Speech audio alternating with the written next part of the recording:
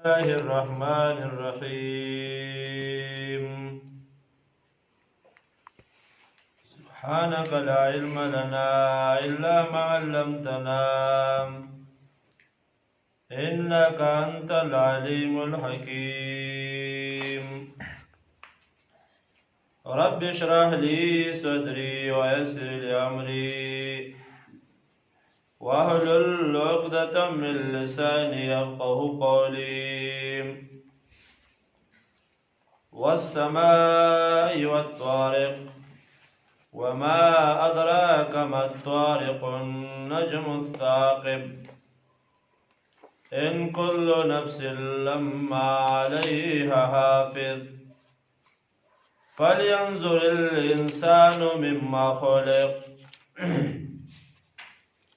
سورة الطارق دا مکی سورت دے. ترتیب د قرآن کې شپږ اتیا نمبر سورت بروج نرسته نازل شوی دی. ربط او تعلق د مخکې سورت بروج سره په یو څو وجو باندې دی. مخکې سورت بروج کې د عذاب په موجوده منکرینو باندې سره د مهلت نه ورکولو نه هغه بیان شو. مخکې قومونو باندې په دې صورت کې عذاب ذکر شو، نزول عذاب په مخکنو قومونو باندې چې مخکنو قومونو باندې به عذاب راځي او راغلی او په عذاب تباه شوي قوم عاد، ثمود، فرعون. نو دې صورت کې ذکر کوي چې د موجوده خلکو باندې به هم عذاب راځي. لږه دمه ورته وکړه. دویم مخکې یره وه هغه مکذبینو ته. نو په دې صورت کې د دغې انسان چې تحقیر او ذلت ذکر کوي د مکذبینو چې دا به ډېر ذلیله وي. دغه شان مخکې صورت کې وی الیوم الموعود، هغه وعده چې کړه شوې دا ورځ به خامخا راځي.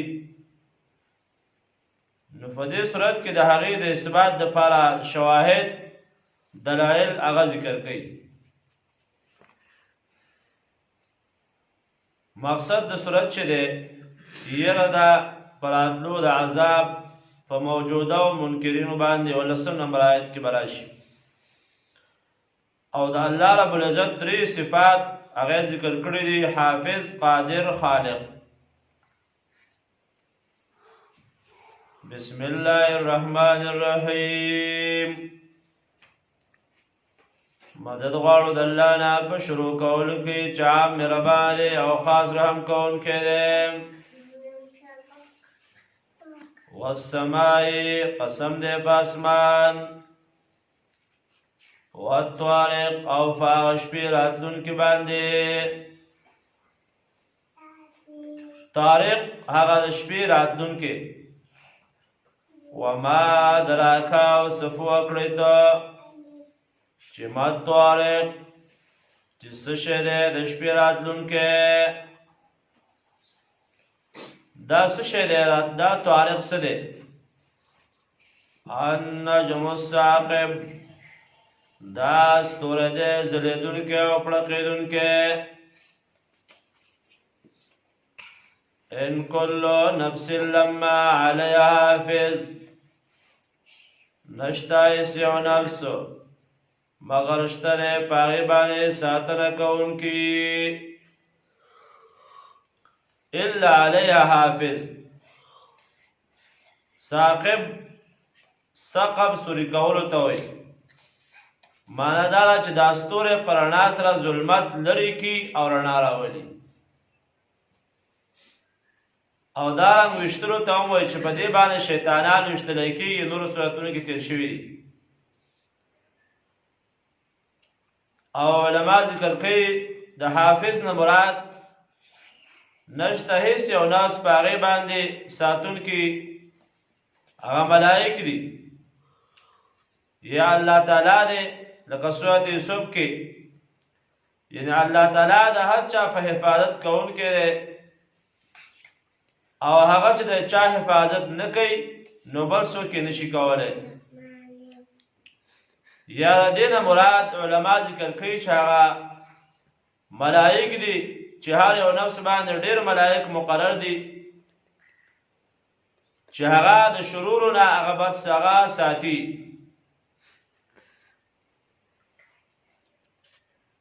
نو ان کل نشته یو نفس لما علیها حافظ مگر شته په هغې باندې ساتنه کوونکي. فلینظر الانسان نو ودې ګوري دا انسان مما خلق د څه څیز نه پیدا کړی شوی دی. د خپل حقیقت ته سوچ نه کوي چې دا دونه په غرور او تکبر او په لویۍ کې وخت تېروي. نو انسانه ته خپل حقیقت ته سوچ نه کوې ستا حقیقت څه شی دی. دا نظر کول د نظر نه مراد هغه فکر د عبرت دی چې څه شی وي او کوم ځای ته راغلی. د دې وجې نه حسن بصري رحمه الله فرمایي انسان ولې تکبر کې انسان تکبر او لویي وایي ته د وړو بولو د امتیازو په دوو لارو باندې راوتی سیزي او بیا هم تکبر کې انسان او تکبر ته خپل حقیقت ته نه ګوري. فلینظر الانسان ودې ګوري انسان مما خلق د څه نه پیدا کړی شوی دی. خلقا پیدا کړی شوی دی مما دافق د هغه اوبو ټوف وهونکو نه یخرجو چې هغه راوځي من بین الصلب د منځ د ملا نه والترائب او د سینې نه.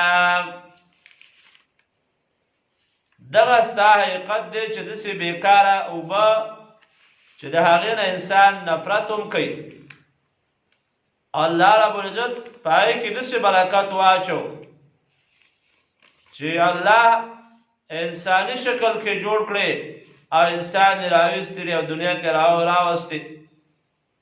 ته خپل ځان ته نه ګورې او بیا الله تربیت کوو ماشوم وي بیا ځوان شوې طاقت هغه کلکوالي ته ورسېدې او بیا د هغې باوجود هم د الله شکریه دې ادا نه کړه د الله بندګي دې ونه کړله او دشمني دې اختیار کړله. نو خپل حقیقت وګوره او د خپل حقیقت ته نظر وکړه او د الله بندگی وکړه او د الله شکریه ادا کړه. من بین الصلب والترائب چې راوځي دغه اوبه د ملا او د سینې نه. زجاج رحمه الله دغه نه روایت دی چې ترائب څلور پختۍ د ښی طرف نه د سینې او څلور پختۍ د چپ طرف نه د سینې دې ته وایي. او د علماء ذکر کوي چې مراد ترېنه د دغه نه د پختۍ د زنانه دي د اکثرو مفسرینو قول دی یا بعضې که د نارینهو نه اخیستی خو هغه وایي شاذ قول دی او صحیح قول هغه دا دی. نو دغه حقیقت د انسان انه یقینا الله تعالی علی رجعه لقادر په واپس کولو د دې انسان باندې خامخا قادر دی او قدرت لرونکی دی. ضمیر انسان ته راجع دی او رجع نه مراد دوباره ژوند چې کله انسان دوباره بیا ژوندی کېږي نو دې نه مراد دا دی. یا علما وایي چې رجع نه مراد او دا قول غوره دی یا ضمیر ما ته راجع دی چې الله پاک په دې قادر دی چې دا اوبه بېرته ملا ته بوځي او بېرته سینو ته بوځي. مقصد دا دی هغه اولني حالات ته دې بوځي. انه یقین د الله تعالی علی رجعه د هغې په واپس کولو باندې لقادر خامخا قدرت لرونکی دی. یوم تبل السرائر په ورځ چې ښکاره به شي، ښکاره به کړی شي رازونه د خلکو. د خلکو رازونه به اوس خو پټ دي. که څوک پړه کې منافقت ساتي نو هم پټ دی، که څوک صحیح عقیده ساتي نو هم پټ دی، که څوک حسد ساتي نو هم پټ دی، او دغه شان که څوک نیت صفا ساتي خو هم پټ دي. عقیدې، نیتونه، پټ عملونه که بد وي او که ښه وي دا به ټول ښکاره شي. نو فما له نو نه به وي هغه دپاره من قوت استطاقت ولا ناصر او نه مددګار. نه به څه طاقت وي چې ځان پې خلاص کړي، ځان ته نه خلاص کړي. ولا ناصر او نه به څوک مددګار وي چې مدد یې وکړي. او څوک مخکې صورتونو کې نور تیر شوي دي. ناصر یعنې خارجي مددګار به هم نه وي. او په دې کې نفي ده د الهو باطلو نه چې اوس دلته څوک وي او د غیر الله بندګي کوي، دغه شان چې موږ د هغوی دپاره سجدې کړي دي او د هغوی دپاره هم خیراتونه کړي دي او د هغوی دپاره هم ډېر کوششونه کړي دي، هلته به زموږ شفاعت کوي که نه. الله فما له نه به وي د هغه دپاره من قوت څه طاقت چې هغه بچ کړي ځان د عذاب نه. او نورو صورتونو کې تیر شوي دي چې د انسان د بچاو دپاره دنیا کې درې څلور طریقې هغه مخکې موږ بیان کړې وې چې دغه هېڅ یو طریقه هغه نه کامیابېږي او نه چلېږي. نو د دغه ورځې دپاره دنیا کې سوچ فکر او د هغې دپاره وخت پکار دی چې د هغې دپاره انسان دنیا کې کرونده وکړي. الدنیا مزرعة الاخره، دنیا د آخرت دپاره د کروندې یو ځای دی. انسان دلته په لهو لعب کې وخت تېروي، په عبثو کارونو باندې وخت تېروي او قیامت ته نه ير دی. نو الله فما له نه به وي د هغه دپاره من قوت څه طاقت ولا ناصر او نه مددګار چې د هغې کومک او مدد وکړي او دغه تکلیف نه بچ کړي. والسماء ذات الرجع او قسم دې په اسمان باندې چې راګرځېدونکی دی. صدع هغه راجع ذات الرجع قسم دې په اسمان باندې چې رجع چې راګرځېدونکی دی. رجع یعنی حرکت د اسمان یا حرکت د شمس او قمر ستوري چې په اسمان کې دي او باران او تلل او راتل د ملایکو او نفع ورکول د ټولو معنو ته دا شامل دی چې ذات الرجع دې ته بیرته واپس ده. اسمان هغه قسم دی په اسمان باندې چې راګرځېدونکی دی، ملایک ورته راګرځي، دغه شان ستوري او سپوږمۍ دا ورته راګرځي. والارض یو قسم دی په ځمکه باندې ذات الصدع چې هغه خاوند چودرو ده، چودونکې ده، چودونکې ده. ځمکه کې زمیندار تخمونه واچي، د پاسه په یو باندې مالم وتړي او هغه هوار کړي، یو پټه یو هموار شي، نو بیا دا ځمکه وچوي او د هغه نه تیغ راوباسي. نو دا کار څوک کوي؟ انه لقول فصل، یقین دا خامخا دا خبره د فخام. دا انه ضمیر راجع دی قرآن کریم ته. انه یقین دا قرآن لقول فصل دا وینا د پخا خبره پخه ده وما هو بالهزل او نه د دا ټوقې گپ شپ نه دی ګوره که تاسې گپ شپ ګڼئ او یاره زه نور کار مې نشته خواسې ټیم به پاس کړم راځه څه قصې دي ابراهیم علیه السلام قصه ده او دغه شان د موسی علیه السلام قصه ده اسم ټیم نه پاس کیږي راشه چې همدیانو دا کار به وکړو انه لقول فصل دا وینا ده او خبره ده کلک او فخام د دې وجه نه یعنې فصل تفصیل د حرامو د حلالو او حق او باطل پیژندل دغه شان یا ضمیر راجع دی خبر د دوباره ژوند ته په دې قول کې چې انه علی رجعه لقادر الله د دې په واپس کولو باندې خامخا قدرت لرونکی دی یعنې دا دوباره ژوند کول دا خبره حق او یقیني ده او فصل په معنا د حق او د عدل سره دی معنا دی د الله چې دا خلق را واپس کوي نو عدل او انصاف به سره کوي او د انصاف فیصلې به کوي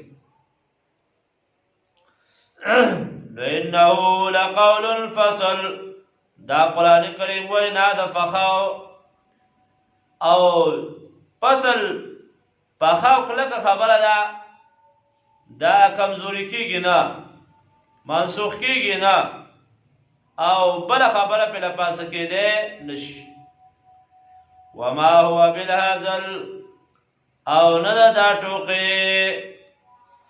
یعنی باطل او لهو او لعب هغه ټول ته ویلی کېږي مقصد دا دی چې دا مقابل د فصل دی په معنا د حق او د کلام مفید نو مقابل په منځ د فصل او د هزل کې په دواړو معنو سره صحیح دی دویمه جمله کې تایید د فا د اولې یعنې ټوقې ګپ شپ نه دی چې ته ګپ وګڼې او لبې وګڼې عبس یې وګڼې چې سړی په ټوق او لب باندې وخت پاس کوي نو ته په دې باندې به ټیم تېری یا هغه خلک بې فایدې ګڼي او څه فایده پکې نه ګڼي نو دا هم بې فایدې ګڼي دا هزل او ټوقې نه دي ګوره مقصد دا دی انهم یقینا دوی یکیدون کیدا یقینا دی چلونه جوړی چلونه د حق په خلاف باندې دوی د حق په خلاف باندې چلونه جوړی مختلف طریقې سره او الله فرمایي واکیدو کیدا دې آیت کې زورونه ده سره د سزا نه یعنې د قول فصل په مخالفت کې چې څوک کیدونه او چلونه جوړی او تعلونه کوي او شبهات اچوي د خلکو د حق پرستو په مغلوب کولو دپاره نو الله وایي دا زه د دې دپاره هم تدبیر کوم واکیدو کیدا انهم یکیدون کیدا دی خو چلونه جوړی چلونه د حق په خلاف باندې کله به وایي دا قرآن دا خو زوړ کتاب دی د پخوانو کمونستانو به ویل دا زړه دوسیه ده او د کم وخت نه چې دیوندار روان دی نوې نوې کارونه په کار دي دغه شان دا قرآن دی واضح کې بیانېږي او دا آیاتونه دي او حرام دی او حلال دی دنیا کمات ته ورسېده د هغسې په دغه آیاتونو باندې لګېدي وي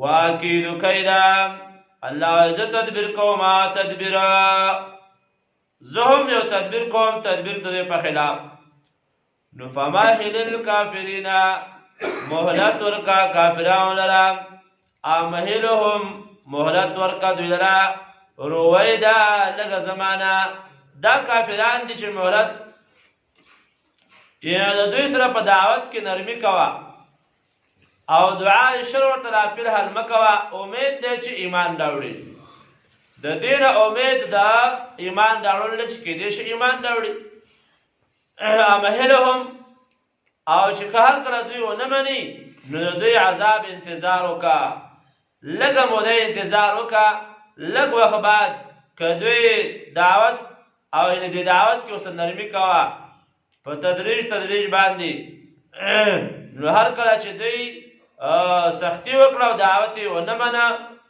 نو بیا الله وایي زه ورسره پوهېږم فمهل الکافرین مهلت ورکه کافرانو لره امهلهم مهلت ورکه دوی لره رویدا لږ وخته د دنیا د هلک ژوند دی دا به تېر کړي فیضحکو قلیلا ولیبکو کثیرا وخاندئ دنیا کې لږ وبه ژړئ قیامت کې ډېره فمهل الکافرین امهلهم رویدا سورت تاریخ کی مقصد هغه زورنا منکرینو ته هغه موجوده عذاب باندې چې دا موجوده منکرین چې دي په دې باندې به عذاب راځي او الله به دوی له سزا ورکوي لکه دمه ورته وکړه سبحانك اللهم وبحمدك أشهد أن لا إله إلا أنت أستغفرك وأتوب إليك اللهم إني أسألك علما نافعا ورزقا طيبا وعملا متقبلا اللهم إني أسألك الهدى والتقى والعفاف